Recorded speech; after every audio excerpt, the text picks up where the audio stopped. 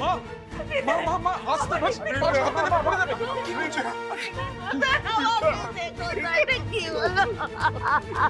কাকুমণি তুমি শান্ত হও, এরকম ভাবে চিৎকার করো না, এটা একটা হসপিটাল, রিতের অপারেশন চলছে।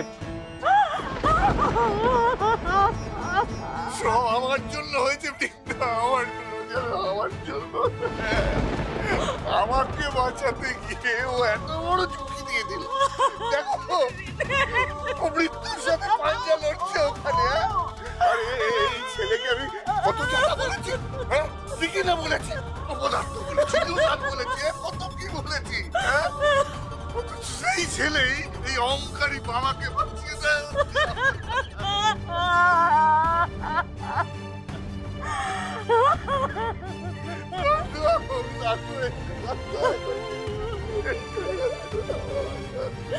কি করে জানতো? এর থেকে তোমার অপদার্থ ছিল, অনেক বড় ছিল। কেন কেন এত ঝুঁকির কাজ দিতে গেল কেন? আমার ছেলেকে কিন্তু আমি ফেরত চাই বলে দিলাম, আমার ছেলেকে আমার ফেরত চাই। আপনি এসব কেন বলছেন? একদম চুপ করো তুমি, একটা কথা তুমি বলবে না। তোমার উপর ভরসা করে আমি ওদের ছেড়েছিলাম, তুমি না খুব বড় মুখ করে দিয়ে গেলে আমার স্বামীকে, আমার ছেলেটাকে। এখন এখন কি হলো? তোমাকে তো বারবার বারণ করা হয়েছিল, যে দোকানের উদ্বোধনটা কয়েকদিন পেছিয়ে দাও। কেন কারো কথা শুনলে না? আমার সংসারটাই ভাবে শেষ করে দিলে, আমার সারা পৃথিবীটাই ভাবে ধ্বংস করে দিলে কেন? এই চুপ, একদম মা বলবে মা, একদম বলবে না আমাকে মা, একদম মা বলবে না। আমার সামনে থেকে চলে যাও তুমি। আমার ছেলের কিছু হয়ে গেলে তুমি দায়ী হবে। তোমার আমার তোমার জেদ, এই সব কিছুর জন্য আমার ছেলে আজকে মৃত্যু সজ্জায়, আমার সংসারটার আজকে এই অবস্থা। না না তো আপনার ছেলের কিচ্ছু হবে না মা। আমার কথা বলছো তুমি? সব জেনে গেছো না, সব বুঝো তুমি। বেশি জেদ তোমার। কেন এত অবাধ্যতা, কেন এত জেদ তোমার, কেন এত পাকামো? তোমার জেদের জন্য, তোমার এই জেদের জন্য আজ আমার সব শেষ হয়ে যাচ্ছে। আর ছেলেটা শেষ হয়ে গেল। কিচ্ছু শেষ হয় বিশ্বাস করি, একদম নাকি কান্না কাটবে না এখন, একদম নাকি মুখ ফুটে যাবে বলে দিলাম। ওকে বলো না, ওর কোনো দোষ নেই। আমি বলছি ওর সব দোষ। আচ্ছা দিদি বলেছিল না দোকানটা করে উদ্বোধন করার দরকার নেই, কেন শুনলো না?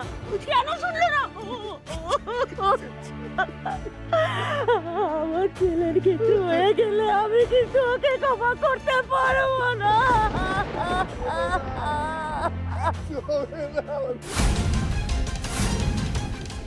আমি ওকে ক্ষমা করতে পারবো না।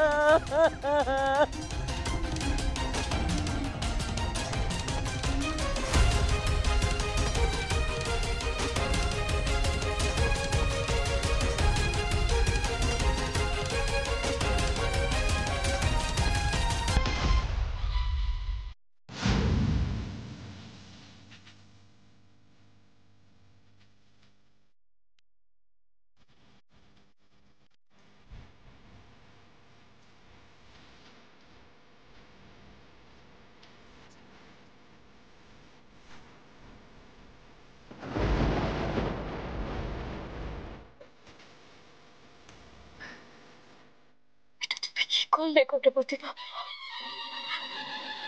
কেন করলে?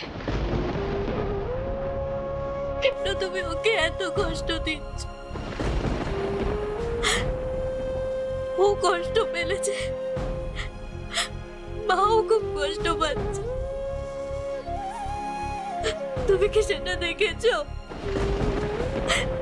এই সব কিছুর জন্য মা আমায় দায়ী করছে। বলছে যে সীতারের এই অবস্থার জন্য নাকি আমি দায়ী। হৃদয়টাকে আমার জন্য কষ্ট পাচ্ছে। তুমি কি শুনেছ সেটা? ঠিকই তো, আমার জন্যই তো হৃদয় তো কষ্ট পাচ্ছে। আমি তো গণপতি বাপ্পা, তুমি তো খুব ভালো করে জানো বল ওই মানুষটা আমার জন্য কি। ওকে ছাড়া যে আমি বাঁচতে পারবো না গণপতি বাপ্পা, ওকে ছাড়া আমি বাঁচতে পারবো না গণপতি বাপ্পা। দরকার পড়লে তুমি আমার প্রাণটা নিয়ে নাও না, কিন্তু তুমি ওই মানুষটার প্রাণ ফিরিয়ে দাও পার্বতী মা। আমি তোমার কাছে ভিক্ষে চাইছি পার্বতী বাবা, আমার স্বামীর প্রাণ তুমি ফিরিয়ে দাও।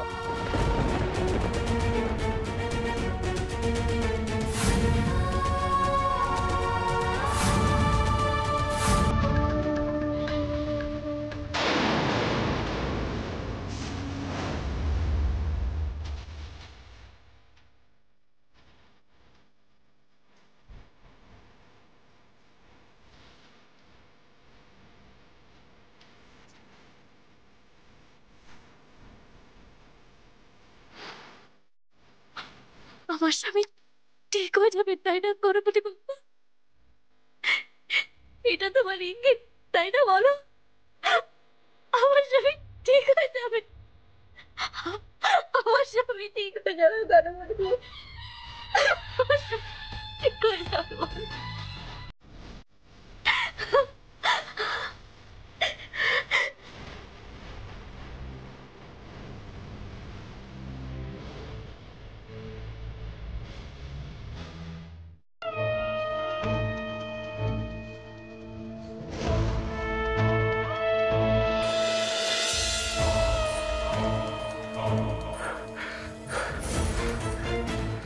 কালপুরুষ, চারিদিকে নাকাবন্দি শুরু হয়ে গেছে, আর বিস্ফোরণের পর সিকিউরিটি বাড়িয়ে দিয়েছে। আর রিদান গাঙ্গুলি? ওর অবস্থা ভালো নয়, এখনো হসপিটালে ভর্তি, অপারেশন চলছে।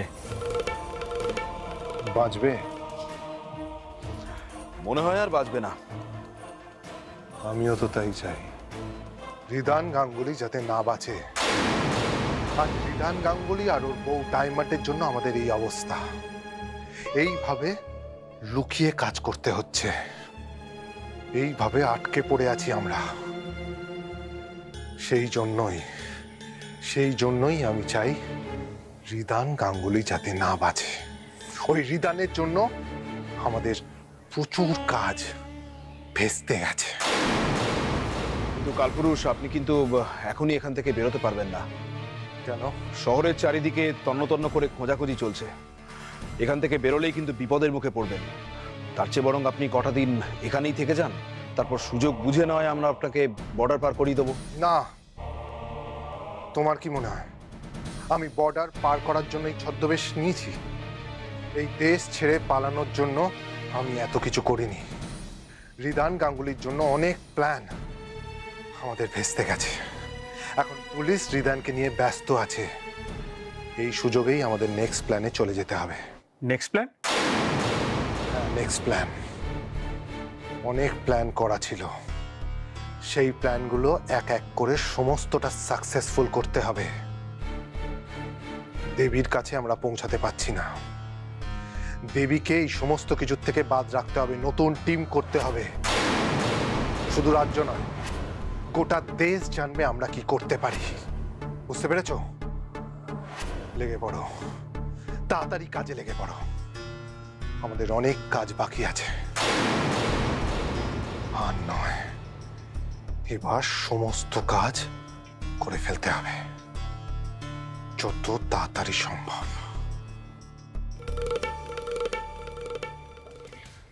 মা, মা,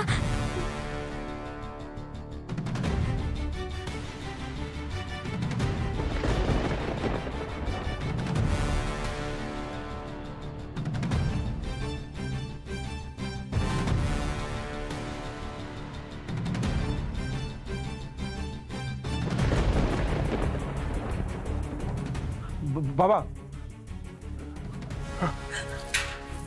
ডক্টর, অপারেশন হয়ে গেছে and operation is successful. Successful?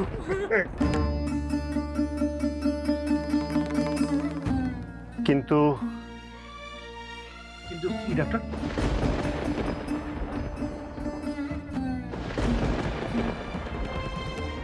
কিন্তু কি বলবেন তো?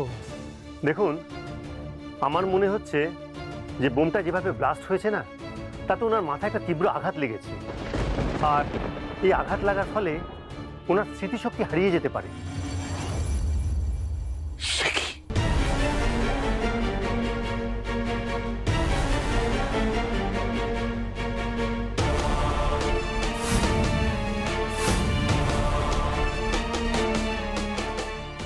বলছেন ডাক্তারবাবু? আমার ছেলে আমাকে চিনতে পারবে না? আমি তোর মা তো। তাই তো।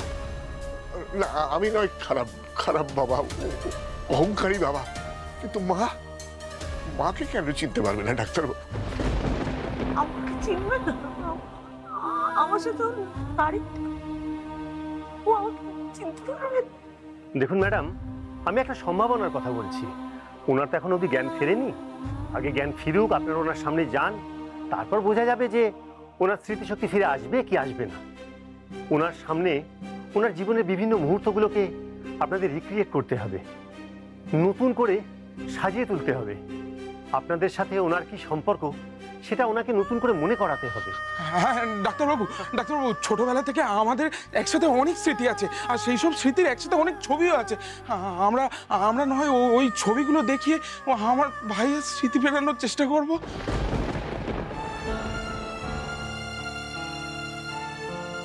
তুমি কি আমাকেও ভুলে যাবে রিদান? তুমি তোমার বাবা মাকে যদি চিনতে না পারো, ভাই বোনেদেরই যদি চিনতে না পারো, তাহলে আমাকে কি করে চিনতে পারবে রিদান? তোমার সাথে আমার কদিনেরই বা সম্পর্ক, কি এমনই বা স্মৃতি আছে, কি এমনই বা মুহূর্ত তৈরি হয়েছে? বল না ডায়মন্ড, কবে আমার প্রিয় বন্ধু কাটাবে আমার সঙ্গে সারা জীবন?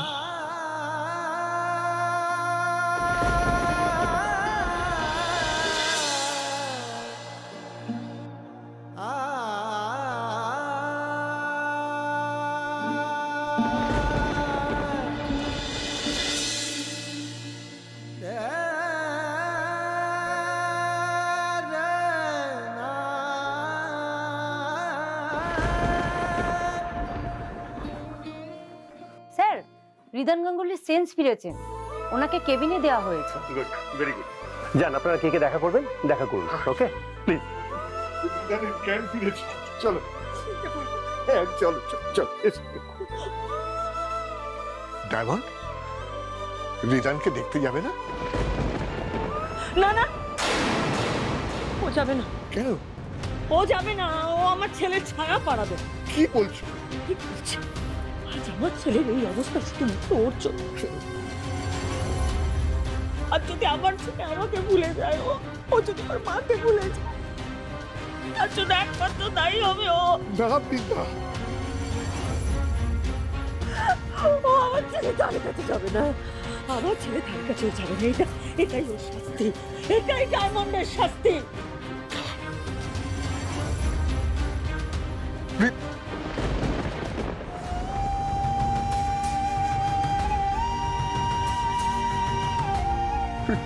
কি হলো?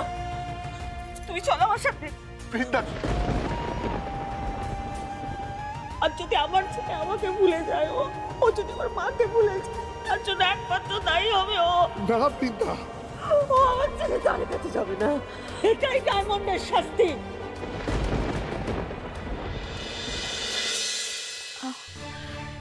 বড়দি ভাই, এভাবে তুমি কি খুঁজছো? বড়দি ভাই, একটু শান্ত হয়ে বসো না প্লিজ। আরে বাড়ির লোকজনেরাও তোমার দায়িত্ব আমাকে দিয়ে এভাবে সবাই মিলে হসপিটালে চলে গেল। এবারে তোমার যদি কিছু হয়ে যায়, সব দায়িত্ব তো আমার হবে, সব দায় এসে পড়বে আমার ওপরে। তুমি প্লিজ একটু বলো না, কি খুঁজছো তুমি এভাবে? আমি দীপ্ত রিলেটিভদের নাম্বারগুলো খুঁজছি। হ্যাঁ, আমি সবাইকে ফোন করব, সবাইকে ফোন করে জানবো যদি দীপ্ত কারোর বাড়িতে গিয়ে থাকে। হ্যাঁ, আমি সবাইকে ফোন করব। আমি নাম্বারগুলো খুঁজি, দাঁড়া। বড়দি ভাই প্লিজ, তুমি আবার ওটা নিয়ে পড়লে? এত দীপ্ত করো না। ওদিকে হসপিটালে রিদানের যে কি অবস্থা কে জানে। বড়দি ভাই, রিদানের অবস্থা কিন্তু খুব খারাপ, ওর গায়ে কিন্তু বোম ব্লাস্ট করেছে, তুমি বোঝার চেষ্টা করো। আর্য, হ্যালো? হ্যাঁ আর্য, বলো। হ্যাঁ, রিদানের জ্ঞান ফিরেছে। হ্যাঁ, জ্ঞান ফিরেছে?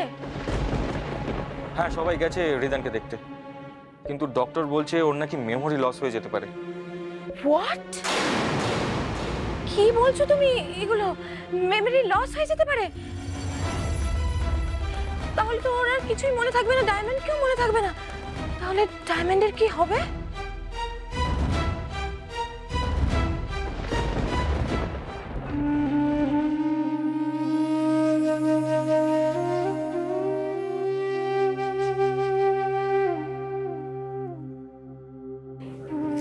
রিদে আমায় চিনতে পারবে? পারবে না? নিশ্চয়ই পারবে, একটু ভরসা রাখো। বলছিলাম, ডায়মন্ড রিদানের স্ত্রী, ওকে একবার না করলাম, একবার তো বারণ করলাম, ও রিদানের ত্রিসীমানায় আসবে না। কেন এরকম করছো দীপ্তা? আজ আমার ছেলে ওইভাবে শুয়ে আছে, আজ আমার ছেলের যা অবস্থা, এর জন্য একমাত্র শুধু ওই মেয়েটি তাই। তাই ও আমার ছেলের ত্রিসীমানায় আসবে না। কিন্তু মা, এই নিয়ে আমি আর কারোর সাথে কোনো কথা বলতে চাই না। আমার কথাই শেষ কথা।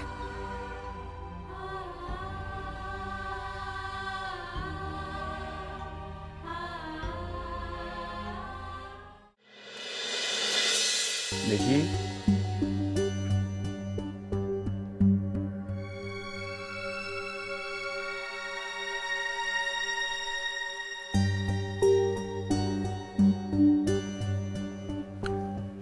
এখন আপনি একদম ফিট হয়ে গেছেন মিস্টার হৃদান গাঙ্গুলি। আজ আমরা আপনাকে হসপিটাল থেকে ছুটি দিচ্ছি। ছুটি? হ্যাঁ, ছুটি। আজ আপনি বাড়ি ফিরে যেতে পারবেন। বাড়ি? হ্যাঁ, বাড়ি। আপনি আপনার বাড়ি ফিরে যাবেন। আপনি এগুলো ব্যবস্থা করুন। আমার বাড়ি?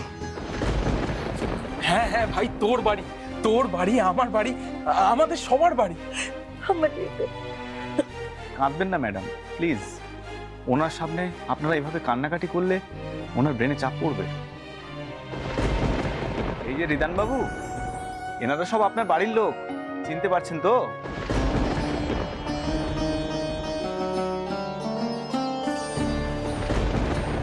ও কাম অন রিদান, একটু ভালো করে চেষ্টা করো, দেখো চিনতে পারবে, আমাদের সবাইকে তুমি চিনতে পারবে। ওনার উপরে আপনারা এভাবে চাপ দেবেন না, জোর করবেন না একদম, এতে ফল হিতে বিপরীত হতে পারে। আমি তোর মা, আমাকেও চিনতে পারবে না? ওনার ব্রেন এখন সদ্যজাত শিশুর মতো, একদম ফাঁকা। ওনাকে এখন নতুন করে সবকিছু বোঝাতে হবে। হ্যাঁ হ্যাঁ, তাই হবে ডাক্তারবাবু। আপনি যেমনটা বলছেন আমরা ঠিক তেমনটাই করব। শোনা বাবা আমার, রিদে বাড়ি যাবি না? চল বাড়ি চল, বাড়িতে সবাই অপেক্ষা করছে তো তোর জন্য। আমি তোর জন্য যে কি রান্না করেছি বলতো? তোর ফেভারিট বাসন্তী পোলাও আর বড় বড় আলু দিয়ে কষা মাংস। বাহ, এ তো দারুণ মেনু। আমার তো শুনেই মনে হচ্ছে আপনাদের বাড়িতে চলে যাই। কি রিদান বাবু, এই সব মেনু শুনে আপনার এক্সাইটেড লাগছে না? আমার দিদি ওর মার হাতে রান্না খেতে খুব ভালোবাসে। খাবার দাবার খেয়ে একটু ঘুমিয়ে নিবি, দেখবি সব মনে পড়ে যাবে, সবাইকে চিনতে পারবি। বাবা আছে, দাদারা আছে, বৌদি আছে, জেঠুমনি আছে, সবাই আছে। হ্যাঁ, সবাই অপেক্ষা করছে তো তোর জন্য। আর ওনার স্ত্রী ডায়মন্ড ম্যাডাম, খুব ইন্টারেস্টিং নাম ওনার স্ত্রীর, ডায়মন্ড। উনি তো ডায়মন্ড বড়াপাও নামে বিখ্যাত। কোথায় ডায়মন্ড? নেই। নেই মানে? নেই মানে নেই ডাক্তারবাবু, আমার ছেলের সঙ্গে ওর আর কোনো সম্পর্ক নেই। আমার দিদি তো সবাইকেই ভুলে গেছে, ডায়মন্ডকে মনে রাখবে কি করে? আর ওদের বিয়ে তো হয়েছে মাত্র কয়েকদিন। যে নিজের মাকেই চিনতে পারছে না, সে কি দুদিনের বিয়ে করা বউকে চিনতে পারবে? আমার ছেলের জীবনে ডায়মন্ড আর নেই। কি কি বলছোটা কি কাম্মা? না মানে তা কি করে হয়? ডায়মন্ড তো আমাদের বাড়িতেই থাকবে, রিদানের সাথে রিদানের ঘরেই থাকবে। তখন তখন তো রিদান সবটা জানবেই, তখন তুমি রিদানকে কি বলে বোঝাবে? কি করবে? এখন এসব কথা থাক, আগে বাড়িতে যাই, তারপর ভাববো। চল, এই একটু ধর। দেখি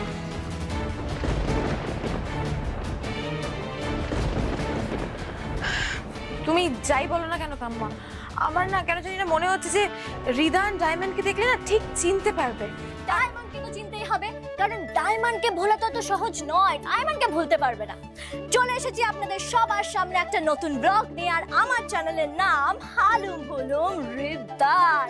আমি আজকে চলে এসেছি একটা অন্য ধরনের রেসিপি নিয়ে। কিসের রেসিপি? কাবাবের রেসিপি। সেই কাবাবের রেসিপিটা আমি আপনাদের সবাইকে দেখাবো আর কাবাব খেয়েও দেখাবো, কিন্তু তার আগে সাবস্ক্রাইব করতে হবে আমার চ্যানেল হালুম হুলুম রিদান। এটা আবার কি নাটক শুরু করলে, তাও আবার হসপিটালের মধ্যে? আরে বাবা, আজকালকার দিনে কি চটক না হলে চলে? হ্যাঁ, কি হালুম হুলুম রিদান, কিছু মনে পড়লো? প্রথমবার যখন তোমার সঙ্গে দেখা হয়েছিল তখন তুমি ঠিক এইভাবেই ব্লগ বানাচ্ছিলে, মনে আছে তোমার? আমি কি মনে পড়লো কিছু? বলো না, বলো, কিছু মনে পড়লো? না, ওর কিছু মনে পড়ছে না। তুমি আর ওকে জোর করে মনে করানোর চেষ্টা করবে না, তাতে আমার ছেলে অসুস্থ হয়ে যেতে পারে। আর তোমার জন্য যদি আমার ছেলের কোনো ক্ষতি হয় না এবার, আমি কিন্তু তোমাকে ছেড়ে কথা বলবো না। এমনিতেই আমি তোমাকে জীবনে ক্ষমা করতে পারবো না, জীবনে না।